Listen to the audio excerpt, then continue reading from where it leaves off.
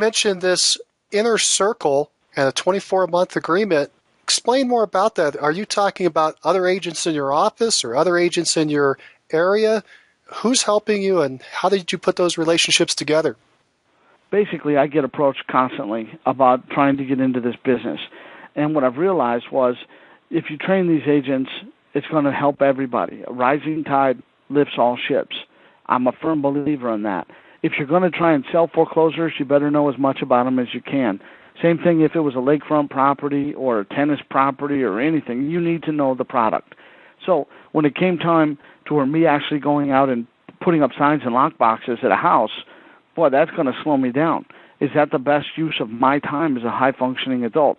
No, it's not. I could farm that out. I could pay a service. Well, if an agent wants to go do that and start taking leads from me in exchange for doing that work, well, I think that's a positive. It's almost like a barter system. So with my agreement, with my inner circle agents that get a ton of leads, I've been so busy where I've taken entire banks and asset management companies and I've rewarded the people that have assisted me with signs, lockboxes, BPOs, and things like that. So I can focus my fiduciary responsibility on my sellers, and I don't want to lead for a buyer. What am I going to do with that?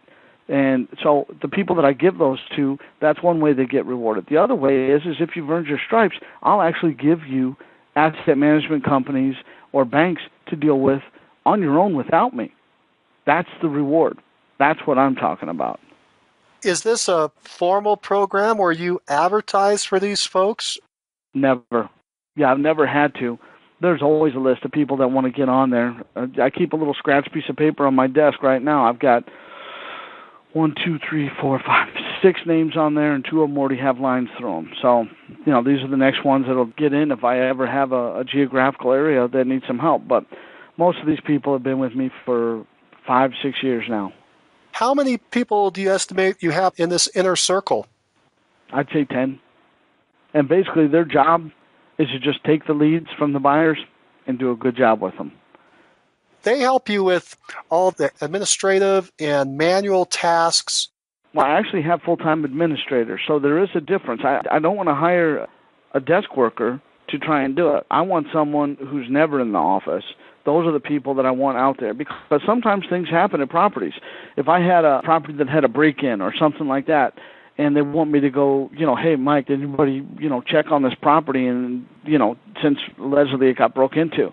Well, the best use of my time, driving 45 minutes in one direction, or sometimes I've had listings up to 4 hours from here, it's impossible.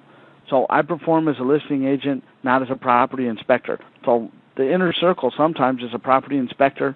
Sometimes they may take updated pictures if there was snow and now there's no snow or whatever. So it's those type of little tasks that get you in the circle. And if you continue and do well, eventually I just give you actually your own assets.